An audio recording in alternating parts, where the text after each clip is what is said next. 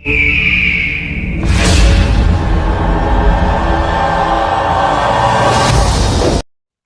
Bang के 30 करोड़ साल बाद भी नए बन रहे तारामंडलों के अंदर ग्रेविटी लगातार गैस और धूल के बादलों को दबा रही थी, जिससे दबाव और गर्मी बहुत तेजी से बढ़ने लगी।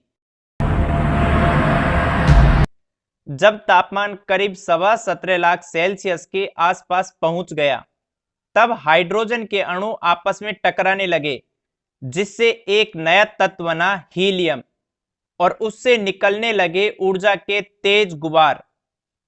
पहले तारे का जन्म हुआ। अचानक ही वहां रोशनी की तेज चमक नजर आने लगी, जिससे निकली ऊर्जा ब्रह्मांड में मिलने लगी। पूरा ब्रह्मांड रोशन हो गया। लेकिन इस शुरुआती ब्रह्मांड में किसी चीज की कमी थी। तारे तो करोड़ों थे, पर ग्रह एक भी नहीं था।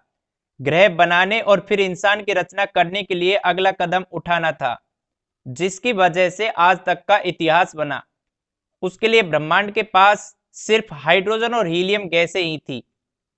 हर जटिल चीज, हर वो भारी चीज जिससे कुछ बनाया जा सकता है, मसलन आयन या जीवन या ऐसी दूसरी चीजें कार्बन से बनी थी, लेकिन वो असल में तारों में बनाई गई थी। हम भले ही अपने सूरज जैसे तारे को प्रकाश का स्रोत माने, पर उसके अंदर एक और बहुत बड़ी घटना हो रही थी। तारे तत्व बनाने की फैक्ट्री है। वो हाइड्रोजन को हीलियम से, हीलियम को लिथियम से मिलाकर 25 ऐसे आम तत्व बना रहे थे जो जीने के लिए जरूरी थे, जिनमें कार्बन, नाइट्रोजन, लोहा और ऑक्सीजन भी शामिल थे। मतलब 1200 करोड़ साल पहले ही तारे वो तत्व बनाने लगे थे जिनसे आयरन एज शुरू हो सकता था, जिनसे शहरों के लिए इमारतें और इंसानों के बनाए कुछ बेहतरीन स्मारक बन सकते थे। लेकिन स्टैच्यू ऑफ लिबर्टी देखने से पता लगता है कि शुरुआती ब्रह्मांड के सामने अगली चुनौती क्या थी। इस मूर्ति का फ्रेम तो लोहे से बना है, लेकिन इसकी खाल जिस चीज से बनी है वो इतनी भारी थी कि तारों में नहीं बन सकती थी। बात चाहे लेडी लिबर्टी की त्वचा बनाने की हो या शादी की अंगूठी के लिए सोने की या न्यूक्लियर रिएक्टर्स के लिए यूरेनियम की, कुछ तत्व ऐसे होते हैं जिन्हें बिल्कुल अलग तरह से बनाना पड़ता है। तारों के पास इस काम को अंजाम देने लायक ऊर्जा नहीं थी, लेकिन जब तत्व बनाने वाली फैक्ट्री में इतना दम ना हो तो उसे उड़ा देने में क्या बुराई है। पहले तारे बनने के कुछ लाख साल बाद ही उनमें से कुछ में अचानक विस्फोट हो गया। बहम। इन विस्फोटों को सुपरनोवा कहते हैं, और ये ब्रह्मांड में बिग बैंग के बाद के सबसे बड़े विस्फोट थे। उससे जो ऊर्जा निकली उसने ज्यादा तत्वों को एक दूसरे से मिलाना शुरू किया। विस्फोट के साथ वे तारे तो खत्म हो गए, लेकिन उनसे बना यूरेनियम, सोना और हमारी दुनिया में मौजूद दूसरे तत्व, जिनमें से एक तांबा भी था।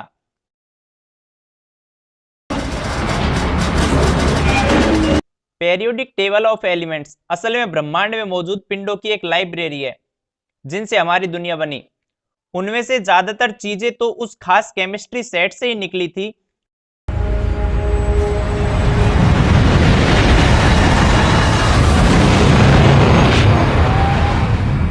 सुपरनोवा की वजह से ही आज हमें, हमारे खून में लोहा है, उस लिहाज से हमारे शरीर के अंदर आज भी सुपरनोवा के अवशेष मौजूद हैं। वो हमारे शरीर में घूम रहे हैं। हम सभी स्टारडस्ट हैं। तांबा और टिन, ब्रोंजेज।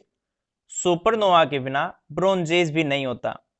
आप दवा की किसी भी दुकान से मल्टीविटामिन्स की शीशी खरीदिए और उसमें मौजूद तत्वों को पढ़िए। आपको उसमें तांबा मिलेगा, जिंक मिलेगा, सिलेनियम मिलेगा। उसमें हर वो तत्व मिलेंगे जो सिर्फ बन सकते थे अगर सुपरनोवा हो।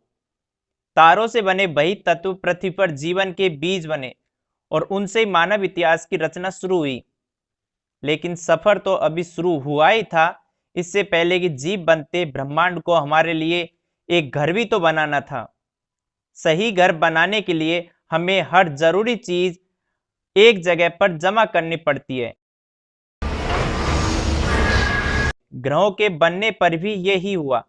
हमारे पास जो चीजें होती है उनसे यह तय होता है कि ग्रह हमारे लिए किस तरह का घर साबित हो सकता है।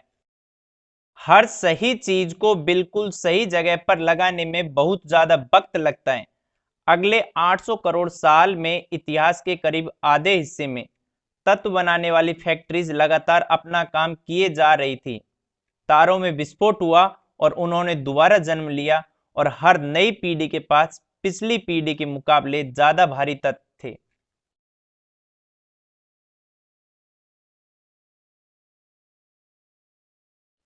फिर 460 करोड़ साल पहले इतनी सारी चीजें जमा हो गई थी कि आगे का काम शुरू किया जा सके।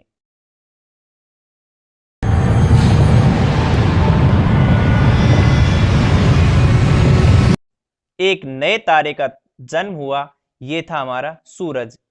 ये इतना बड़ा था कि इसने पूरे सौर मंडल की करीब 99.9% गैस और धूल समेट ली। इसके बावजूद ग्रेविटी के लिए इतना सामान बचा था कि वो दूसरी चीजें बना सके, जैसे कि ग्रह। इस तारे से बना तीसरा ग्रह बनने वाला था हमारा घर। जब करीब 450 करोड़ साल पहले हमारी पृथ्वी का जन्म हुआ, तब तक तो तकरीबन 2/3 इतिहास खत्म हो चुका था। सूरज की पहली किरणें उस अनोखे ग्रह पर पड़ी जो बहुत तेजी से घूम रहा था और जहां 6 घंटे में दिन खत्म हो जाता था।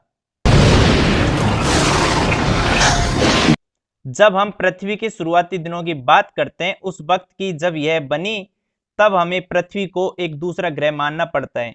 सूरज की किरणें यहाँ पिघले लावा पर पड़ी। हर जगह लावा ही लावा था। कुछ जगहों पर ज्वालामुखी की काली चट्टानें भी थी। पिघली चट्टानों में मौजूद तत्व इधर उधर बिखरे हुए थे। किसी को उन्हें सही क्रम में लाना था। एक बार फिर से ये काम किया ग्रेविटी ने। हल्की चीजें सतह की ओर बढ़ी और उन्होंने एक सख्त पपड़ी बना दी। भारी चीजें केंद्र की ओर गई और उन्होंने पिघले हुए लोहे और निकल का एक कोर बना दिया। उस पिघलते हुए धातु का घूमता केंद्र एक मैग्नेटिक फील्ड बना रहा था, जो अंतरिक्ष तक गया एक सोर्स फील्ड के तौर पर। यह हमारे होने वाले घर को सूरज के खतरनाक तत्वों से बचाने वाला था। जल्दी ही इस मैग्नेटिक फील्ड ने जीवन को बढ़ने का मौका दिया। बाद में उन खोज करने वालों के लिए भी मददगार बना जिन्होंने दुनिया के दोनों हिस्सों को जोड़ा। लेकिन इन सब के लिए पृथ्वी को एक अहम साथी की जरूरत थी।